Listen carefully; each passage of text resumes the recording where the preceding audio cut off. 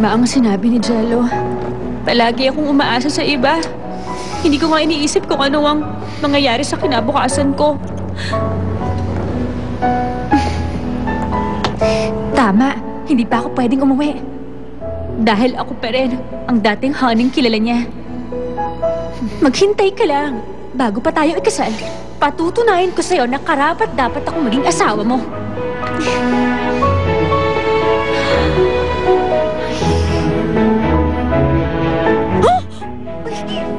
Sige po, ma'am, sir. Balik kayo ulit. Wanted for a serving job, room and board provided. Ako na ito!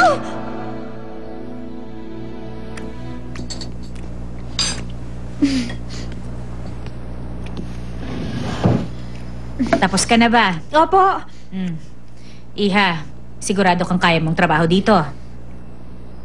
Mas mahirap kasi yung sa inaakala mo. Kung mas mahirap po, mas mabuti. Pag maraming order, baka kailanganin ka rin sa kusina, ha? Ay, wag po kayong mag-alala doon. Isa rin po kasing chef ang papa ko. At alam nyo, 60 years old na ang noodle house namin. Talaga? Sige, pwede ka na magsimula ka agad.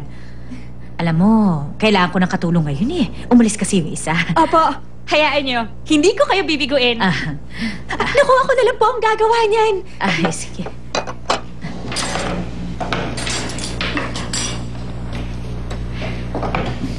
Ay, tita! Ako na rin po ako maghuhugas. Sige. Nagtatrabaho sa restaurant? Ang akala ko nga umuwi na siya eh. Yun pala naghanap siya ng mapapasukan. Ay, malaking gulo na naman ang pinasok niya. At ang sabi niya, wag daw sasabihin kay Jello ang tungkol doon. Kung ganon, ayaw niya munang magpakita kay Jello hanggat wala siya napapatunayan sa sarili niya. Hindi rin. Sabi niya magulo yung restaurant. At madumi ang sinusuot niyang apron. Ano mapapatunayan niya doon? Ewan.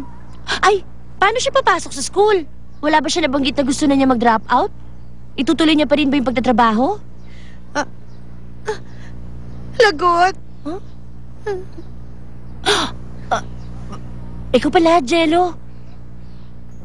Di ko na palalampasin ng pagkakataon. Sa pabago-bago web